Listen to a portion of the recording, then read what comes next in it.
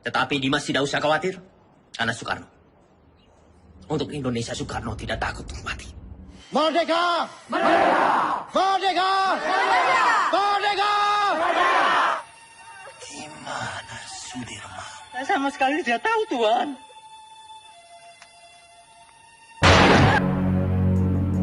Assalamualaikum warahmatullahi wabarakatuh. Hello guys, apa kabar nih kalian semua? Semoga kalian selalu dalam lindungan yang maha kuasa dan dimudahkan segala urusannya. Amin. Baiklah, tanpa banyak basa-basi langsung aja. Di video kali ini gue akan menceritakan alur cerita dari sebuah film yang berjudul Jenderal Sudirman. Film ini mengisahkan perjuangan seorang panglima tertinggi militer Indonesia pertama. Beliau bernama Sudirman.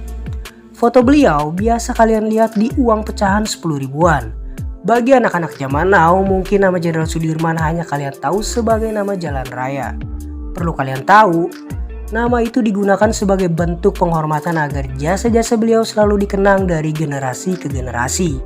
Karena berkat jasa beliaulah kita merasakan kemerdekaan saat ini. Dan darah Indonesia masih mengalir di tubuh kita. Tidak bercampur dengan darah bangsa berkulit putih, berambut pirang, dan bermata biru. Meskipun ada sebagian anak zaman now yang maksain rambutnya dipirangin biar kayak orang Eropa. Kayak gini nih contohnya. Nah kayak gitu kan maksain banget. Oke langsung aja. Ini dia kisah dari sang Panglima Sudirman. Film berawal pada tanggal 12 November tahun 1948 di ibu kota Yogyakarta. Diketahui, Sudirman merupakan anggota dari organisasi Peta. Terlihat di sana sedang ada pemilihan untuk calon panglima. Hasilnya ditentukan melalui pemungutan suara. Dari hasil pemungutan suara, Jenderal Sudirman terpilih sebagai Panglima Besar Tentara Keamanan Rakyat yang disebut TKR, yang saat ini telah berganti nama menjadi TNI. Di sana, Jenderal Sudirman bertemu dengan Tan Malaka, seorang aktivis dari Organisasi Komunis Indonesia yang tidak setuju dengan kebijakan pemerintah. Tan Malaka menganggap pemerintah terlalu banyak membuang waktu dengan melakukan perundingan serta diplomasi untuk menyelesaikan konflik bersenjata antara Indonesia dengan Belanda. Jadi diplomasi dilakukan itu malah membuat kemunduran. Menurutnya, diplomasi yang dilakukan menyebabkan kemunduran bagi para pejuang kemerdekaan. Ia ingin agar Indonesia merdeka 100% tanpa harus berunding dan meminta bantuan dari pihak luar. Namun Jenderal Sudirman tak sependapat dengannya. Jenderal Sudirman tetap menghargai usaha diplomasi yang dilakukan oleh pemerintah. Dan beliau akan berjuang sebagaimana kewajibannya sebagai seorang tentara, bukan menjadi alat politik. Malam harinya, telah terjadi penculikan terhadap Perdana Menteri Sultan Syahrir. Atas insiden itu membuat Jenderal Sudirman harus dipanggil dalam persidangan untuk dimintai pertanggungjawaban. Sebagai Panglima Besar, Jenderal Sudirman dengan tegas menyatakan kalau penculikan itu dilakukan bukan atas perintahnya, tetapi dilakukan oleh tentara yang membelot pada pemerintahan Soekarno-Hatta. Karena tidak ada bukti yang jelas, Sudirman pun dibebaskan dari tuduhan tersebut. 1 bulan kemudian, tepatnya pada 9 Desember tahun 1948, pihak Belanda mengingkari perjanjian Renville dengan mulai melakukan agresi militer yang kedua ke Indonesia. Belanda akan menyerang ibu kota Yogyakarta dalam waktu dekat. Namun, jaringan telepon malam itu malah terputus. Yusuf berinisiatif menyampaikan kabar tersebut ke Jogja lewat telegram. Sayangnya, semua kontak dengan Jogja diblokir oleh Belanda. Yusuf kemudian bergegas melaporkan hal itu kepada Kongres Delegasi Komisi 3 Negara. Mereka lalu ke bandara untuk pergi ke Jogja, namun sayangnya mereka tidak mendapatkan izin untuk melakukan penerbangan. Kemudian mereka berdua menemui Suraman yang telah sengaja menahan surat untuk Bung Hatta, sehingga Bung Hatta tidak bisa menanggapi dan membatalkan gencatan senjata.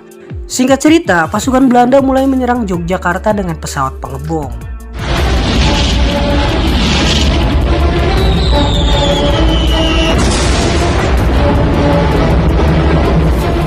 Mengetahui serangan itu, Jenderal Sudirman lalu berpamitan dengan istrinya untuk terjun ke medan perang. Meski saat itu kondisi kesehatannya sedang tidak baik karena diketahui beliau menderita penyakit di bagian paru-paru. Namun Jenderal Sudirman tetap memaksakan diri untuk terjun ke medan perang demi mempertahankan kemerdekaan Indonesia yang kala itu baru seumur jagung. Kemudian, Jenderal Sudirman pergi ke Istana Presiden di Yogyakarta untuk menemui Bung Karno dan Bung Hatta yang merupakan presiden dan wakil presiden terpilih. Di sana, Bung Karno menyampaikan kepada Jenderal Sudirman jika Jogja sampai jatuh maka ia merencanakan akan mengalihkan pemerintahan di Sumatera sebagai pemerintahan darurat. Lalu Jenderal Sudirman mengajak Bung Karno untuk bergerilya bersama pasukannya karena Jenderal Sudirman sangat khawatir dengan keselamatan Bung Karno dan Bung Hatta. Namun Bung Karno menolak dengan alasan bahwa ia harus tetap tinggal di sana untuk berunding sekaligus memimpin rakyat. Jenderal Sudirman menghargai keputusan itu, kemudian beliau meminta izin kepada Bung Karno untuk pergi bersama pasukannya dan bersiap melakukan perlawanan terhadap Belanda. Singkat cerita, dalam perjalanan terlihat seorang pemuda bernama Karsani. Ia melihat pasukan Jenderal Sudirman yang akan pergi ke arah selatan untuk bergerilya. Tak lama, Jenderal Sudirman mendapat kabar bahwa presiden telah ditahan oleh Belanda. Hampir semua orang yang merupakan tokoh penting dalam pemerintahan telah ditangkap oleh pasukan Belanda. Sekarang hanya satu yang masih belum tertangkap, yaitu si Jenderal Sudirman ini. Dengan begitu, kini pasukan Belanda sedang gencar-gencarnya mencari Jenderal Sudirman. Situasi Indonesia saat itu sangatlah darurat karena Jawa dan Sumatera sudah dikuasai oleh Belanda. Sementara itu, Jenderal Sudirman yang tak mau tinggal diam mulai bergerak ke hutan untuk bergerilya. Namun kondisi sang jenderal semakin memburuk hingga ia dibuatkan tandu oleh pasukannya. Malam harinya, mereka dikejutkan dengan kedatangan Karsani. Ternyata pemuda yang tempo hari melihat pasukan Sudirman membuntuti mereka. Karsani sangat ingin berjuang bersama pasukan Jenderal Sudirman.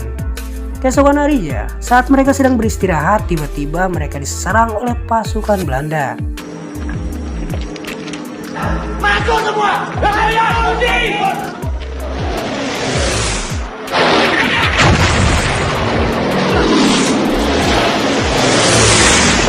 Namun beruntungnya mereka semua berhasil selamat dari serangan Belanda. Jenderal Sudirman bersama pasukannya melanjutkan perjalanan ke wilayah Kediri.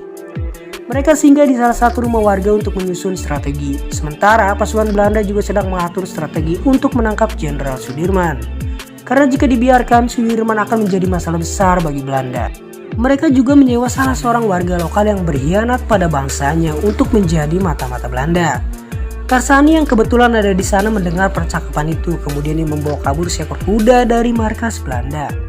Sesampainya di persembunyian Jenderal Sudirman, Karsani segera memberitahu bahwa ia telah mencuri kuda dari markas Belanda yang berada tak jauh dari tempat persembunyian mereka. Kemudian, pasukan Jenderal Sudirman bergegas pergi dan benar saja. Kemudian pasukan Belanda mendatangi lokasi tersebut.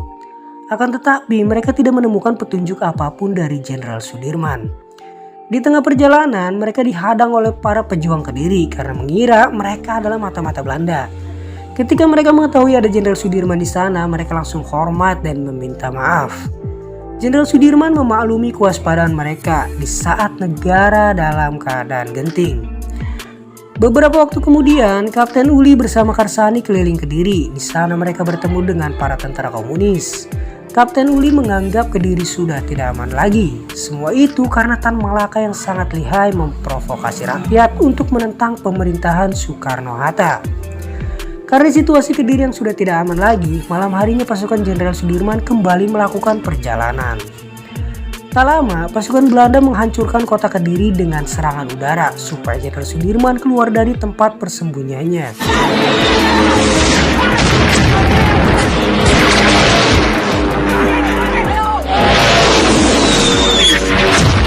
Di sisi lain, Jenderal Sudirman mengumumkan lewat siaran radio untuk memberi harapan kepada seluruh rakyat bahwa tentara Indonesia masih ada dan kuat untuk berjuang demi kemerdekaan Indonesia. Saya memberitahukan bahwa tentara nasional Indonesia masih ada, kuat, dan bahkan menguasai wilayah Indonesia. Namun jumlah pasukan dan persenjataan sedikit. Jenderal Sudirman menggunakan teknik gerilya dengan menyerang serta menghancurkan pos-pos Belanda. Hingga suatu hari, pasukan Jenderal Sudirman sedang beristirahat di salah satu rumah warga Dukuh Atas. Tiba-tiba mereka mendapat kabar Belanda sedang menuju ke arah mereka. Mengetahui itu, pasukan bergegas pergi ke sana dan tak lama pasukan Belanda datang lalu mengumpulkan semua warga untuk diinterogasi. Para warga nampak sangat ketakutan, namun mereka tetap bungkam. Karena tidak ada yang mengaku salah satu warga dieksekusi oleh Belanda. Di sisi lain, pasukan Jenderal Sudirman menuju perbukitan untuk bersembunyi. Namun ketika sampai di sana, mereka baru menyadari kalau beras dan koper Jenderal Sudirman tertinggal di rumah warga di Duku Atas. Cok, sepertinya beras kita tertinggal di kampung Duku Atas. Mustafa! Kusno! Siap! Siap! Kalian siap mengambil beras kita yang tertinggal? Siap! Berarti kalung, berarti kapten. Hanya 1 kilo saja. Tapi penting buat Pak Ade. Mustafa dan Kusno ditugaskan untuk mengambil kembali beras tersebut karena perbekalan semakin menipis. Sedangkan Suparjo dan Karsani ditugaskan untuk mengambil koper. Saat dalam perjalanan mereka sempat bertemu dengan tentara Belanda. Beruntungnya mereka semua berhasil selamat, lalu segera melaporkan keberadaan pasukan Belanda. Sementara itu Belanda yang telah mengetahui tempat persembunyian Jenderal Sudirman dengan cepat mereka bergerak. Ketika sampai di sana, pasukan Belanda tidak menemukan Jenderal Sudirman yang telah pergi terlebih dulu. Malam harinya, Karsani dan Suparjo telah sampai di kampung Duku Atas. Saat akan mengambil koper, mereka mendapat kabar kalau ada warga yang ditembak mati oleh Belanda. Di tengah derasnya hujan, pasukan Jenderal Sudirman tetap melakukan perjalanan untuk mencari tempat yang aman. Jenderal Sudirman yang melihat pasukannya yang sudah kelelahan dan rasa putus asa karena keadaan beliau semakin memburuk. Jenderal Sudirman mempersilahkan prajuritnya untuk pulang kembali ke keluarganya. Namun semua pasukannya memutuskan untuk tetap setia dan berjuang bersama-sama melawan Belanda. Pasukan Jenderal Sudirman lalu beristirahat di rumah warga. Namun saat ini mereka telah kehabisan persediaan makanan dan tiba-tiba keberadaan mereka diketahui oleh Belanda. Tak disangka salah satu prajurit bernama Kusno selama ini telah berkhianat kepada Jenderal Sudirman dengan membocorkan informasi tentang keberadaan pasukan Sudirman ke Belanda. Hal inilah yang membuat pelarian pasukan Jenderal Sudirman lalu diketahui oleh Belanda. Di malam itu, Jenderal Sudirman bersama sisa pasukannya melakukan zikir bersama, meminta perlindungan dari Allah Subhanahu wa Ta'ala. Hingga saat pasukan Belanda berhasil menemukan keberadaan sang jenderal, pasukan Belanda malah tidak percaya dengan perkataan Kusno hingga mereka menembak Kusno di tempat. Ini dia orangnya, Tuan. Panglima Sudirman. Kiai bukan panglima. Mereka semua ini tentara kibrit. Mereka ini sedang menyamar. Salah orang. Mana mungkin panglima seperti ini? Ini Jenderal Sudirman. Keesokan harinya, pasukan Jenderal Sudirman kembali melanjutkan perjalanan. Ketika beliau sedang melewati perkampungan, para warga di sana menawari Jenderal Sudirman bahan makanan untuk persediaan selama berperang. Namun dengan sopan, Jenderal Sudirman menolak bantuan tersebut karena warga desa lebih membutuhkannya. Scene beralih ke Bung Karno dan Bung Hatta yang saat ini telah diasingkan ke Pulau Bangka oleh Belanda. Mereka berdua merasa bersalah karena telah mengingkari janji mereka sebelum agresi militer kedua. Mereka pernah berjanji akan berjuang, namun kini mereka hanya bisa berdoa agar Tuhan memberikan keselamatan kepada semua rakyat Indonesia. Singkat cerita, 1 Maret 1949, Jenderal Sudirman mendirikan markas di Desa Sobo yang berada di kota Pacitan. Dan beliau menugaskan anak buahnya untuk mengantarkan surat kepada Sultan yang ada di keraton. Jenderal Sudirman berencana menyerang Belanda di Jogja dengan serangan terbuka untuk memperlihatkan di hadapan delegasi bahwa rakyat Indonesia akan berjuang membela tanah airnya. Kemudian, sang jenderal juga meminta Hanum untuk mengantarkan surat kepada istrinya. Terlihat Hanum yang kelelahan ia tertidur di bawah pohon, sehingga ia tertinggal dari teman-temannya. Mengetahui itu, Kapten Uli menyuruh Karsani untuk menjemputnya. Di saat Hanum tertidur di bawah pohon, ia terbangun dan betapa kagetnya ia melihat pasukan Belanda tengah berada tepat di dekatnya. Hanum kemudian terus bersembunyi di balik pohon. Di lain sisi, Karsani yang tengah mencari Hanum tiba-tiba ia dikepung oleh pasukan Belanda. Karsani yang merasa sudah tidak bisa berkutik dengan pasrah menerima nasibnya sambil berteriak, "Merdeka! Merdeka!" Bersama dengan teriakan Karsani, peluru pun melesat tepat ke arah Karsani dan Karsani pun tewas. Kapten Uli dan yang lainnya mendengar suara tembakan langsung bergegas berlari menuju sumber suara. Ketika sampai di lokasi, mereka melihat Karsani sudah tak bernyawa.